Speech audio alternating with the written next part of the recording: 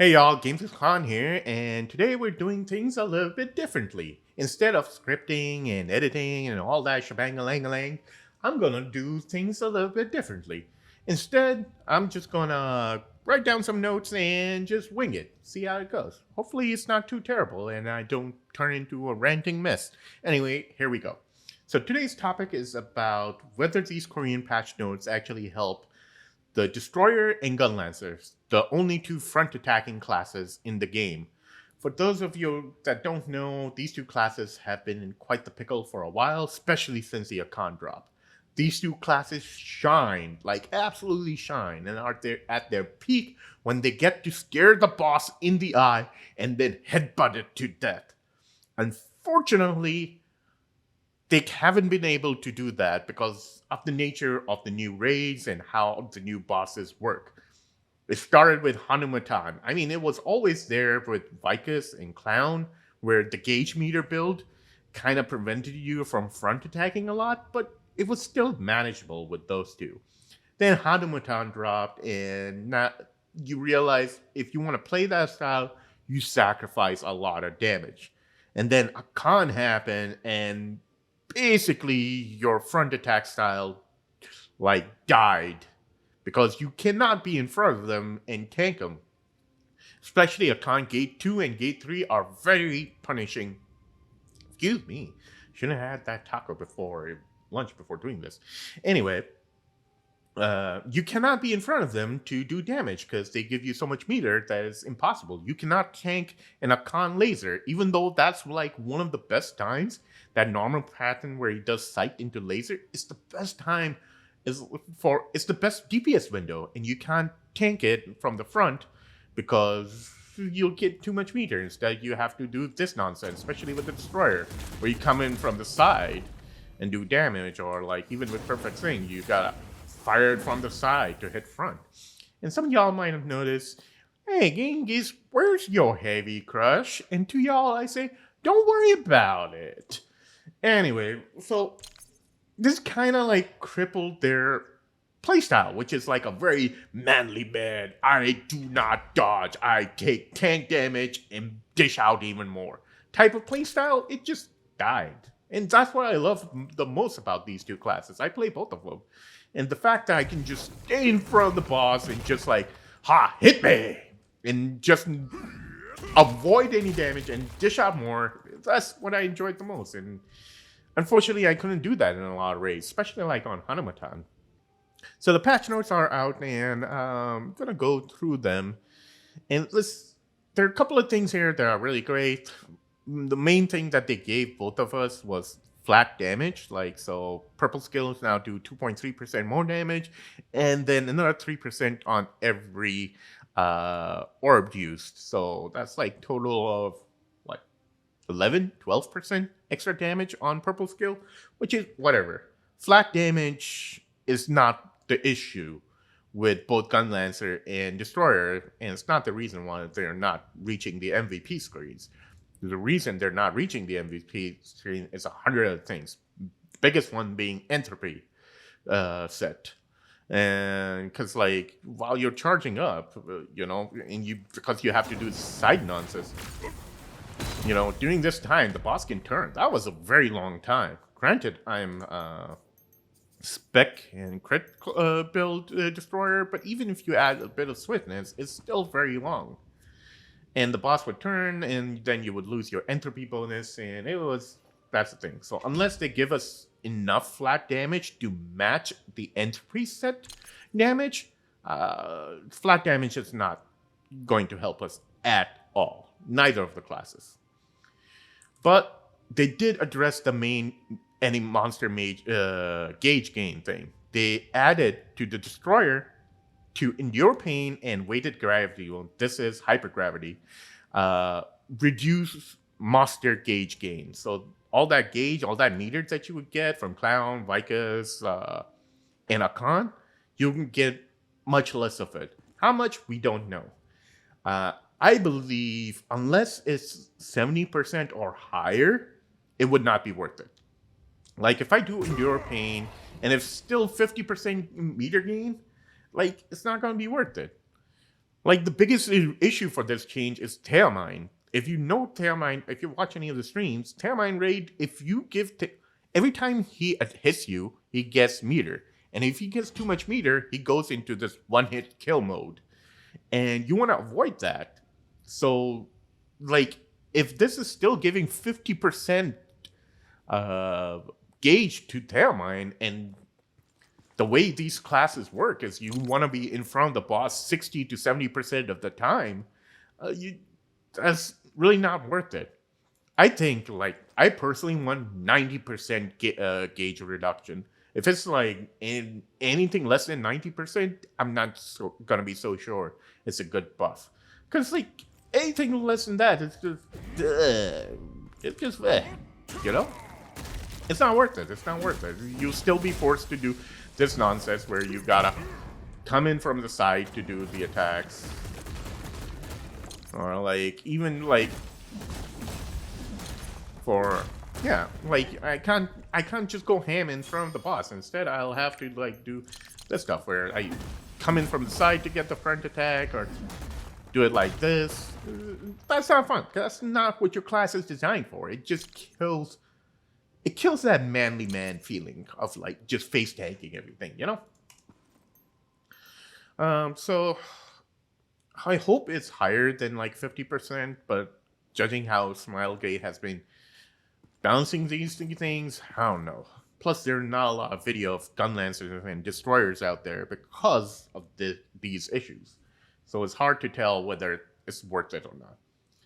They did give us some nice buff, and which is, like, they increased the speed of Perfect Swing and Earth Eater, which is, I hope it's still decent, but, like, right now, this is just too much time, man. This is too much time. And with Perfect Swing, it's not just the charge up time, it's also this stepping time that's just takes too long, and the bosses always turn, and you lose the entropy bonus.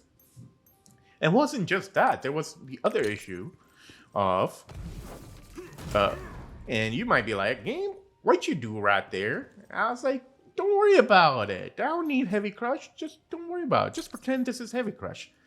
But the issue was, if the boss moved, you sometimes had to hold Perfect Swing like that, because, like, the boss is moving around, so you have to hold for the Perfect Swing to follow the boss. And so you couldn't just release it right away. The issue with that is you run out of this shield. You would run out of this shield, you know, if you hold it for too long. And what would happen is you would lose your entire barricade damage. And this kind of does happen with Perfect Swing a lot. You'll notice why your damage is, like, sometimes 100 mil, sometimes only 80 mil. This is the reason for that. This is, like, you ran out of the barricade buff because you held it for too long. So this will definitely help with that. It gives us a longer window to hold and re-aim that, so that's a very good buff. And I also hope, like, the turn speed on Earth Swing is a little bit better. Because you saw how little it turned. It went from here to there in that long time.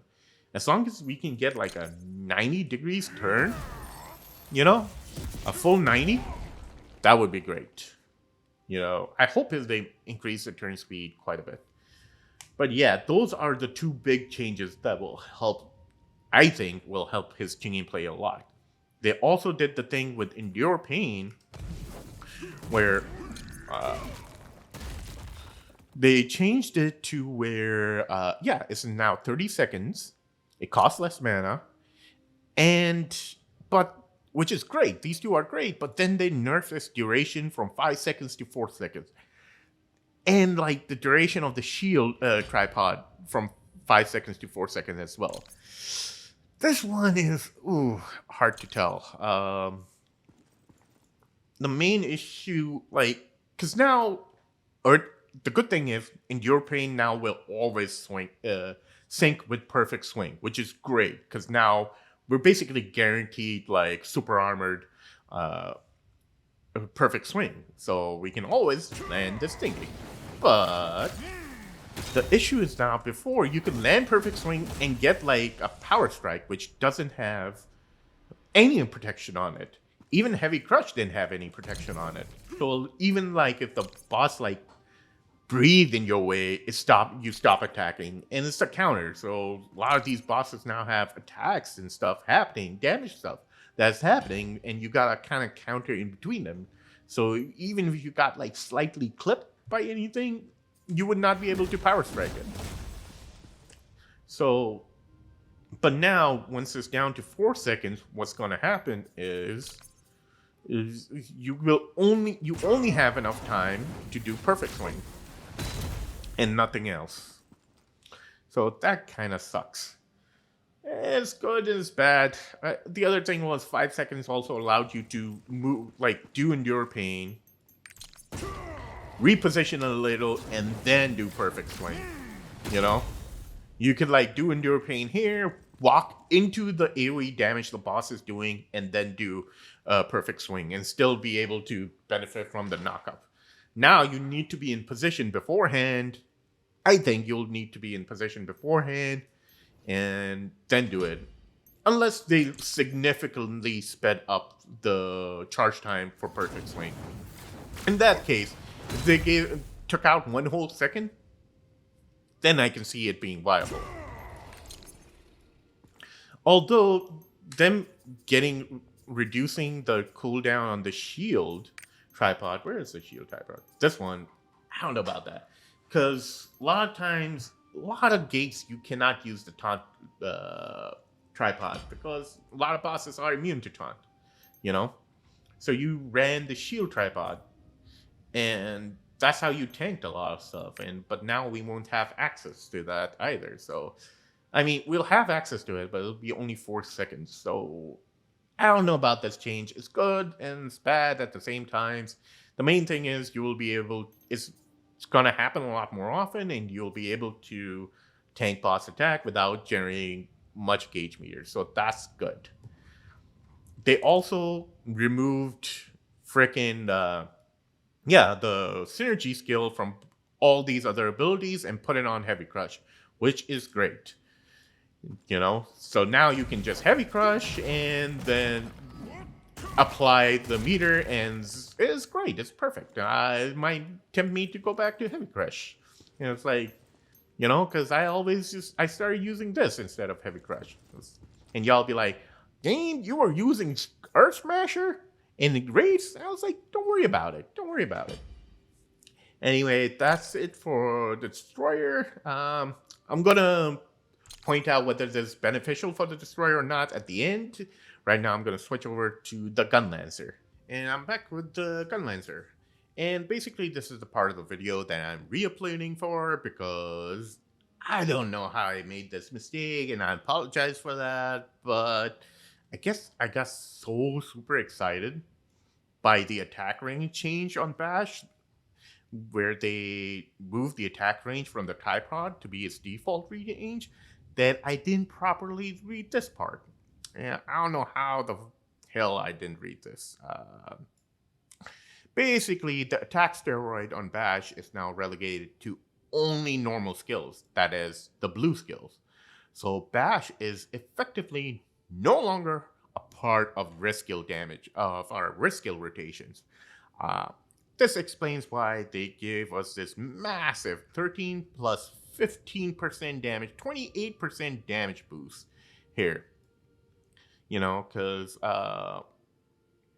they basically took Bash out of our rotation. Oh, and they removed all the attack steroids on all other red skills. So Counter Spear and Dash Upper Fire, they got rid of all attack steroids on all red skills and made our damage, and made that attack steroid damage the base damage.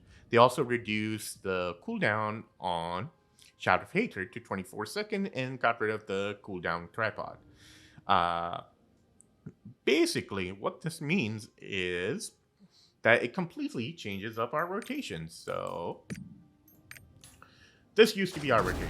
Shout of Hatred. Oh, sorry, messed up. Shout of Hatred, then defensive stand, then bash, and then finally we get to attack. This is basically what people said was the clunky part about playing Red Lancer. It's just like you had to activate all this stuff before you can even start damaging. Just doing this alone, this is so much time to before you can go into a charge attack.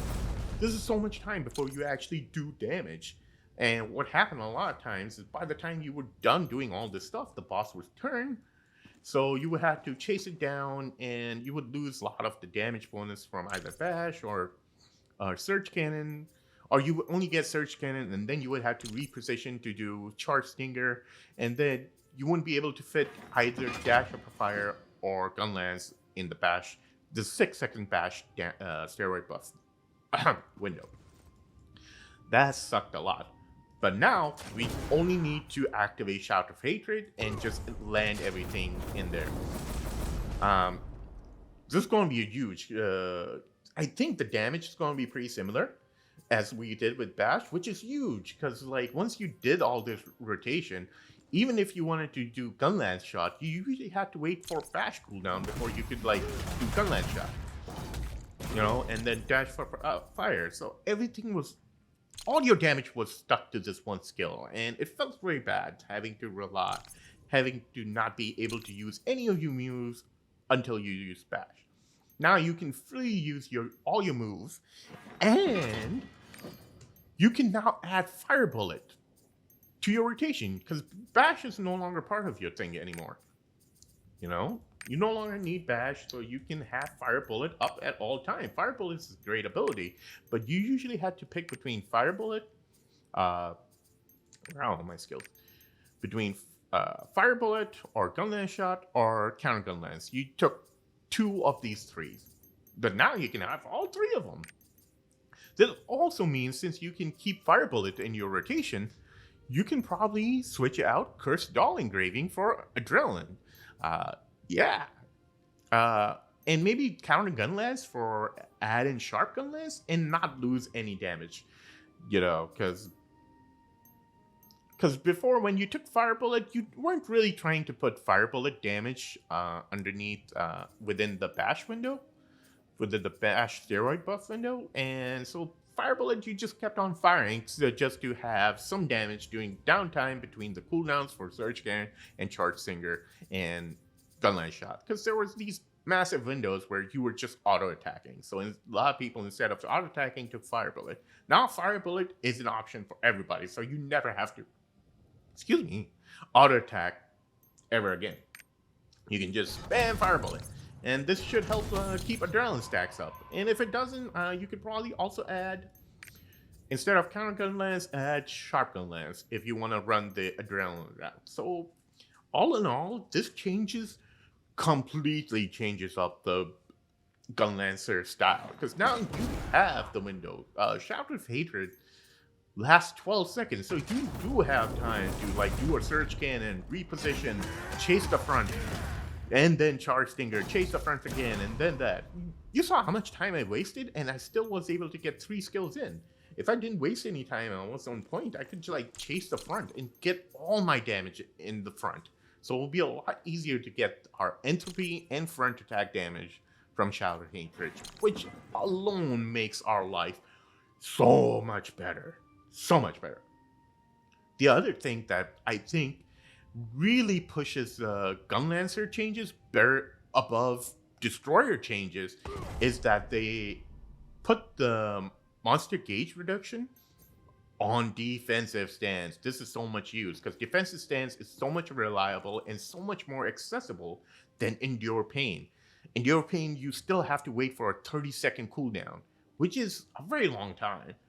So every 30 seconds in between all your damage with the Destroyer, you will have to do this side swipe thing, which I don't have to tell y'all. If y'all have played Destroyer, you know how often that is, because you're trying to hit this very edge of the front, and the boss has to only just like shimmy just a little bit, you know, even move shimmy forward a little bit, or just like takes a half step forward, you lose that front attack damage. So like trying to do the side swipe attacks was really painful as Destroyer. And unfortunately, outside of that 30-second window, we'll still would have to do this sideswipe attacks.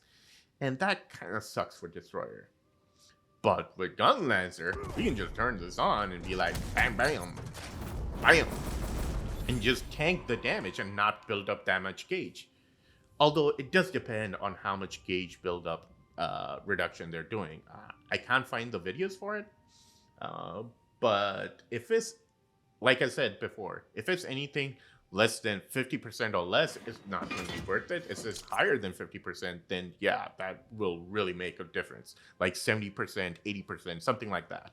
It needs to be at least 70% for it to be worthwhile. Otherwise, because these classes need to be in front of the boss 80 to 90% of the time. And if it's only reducing gauge by 50%, it's not going to be worth it.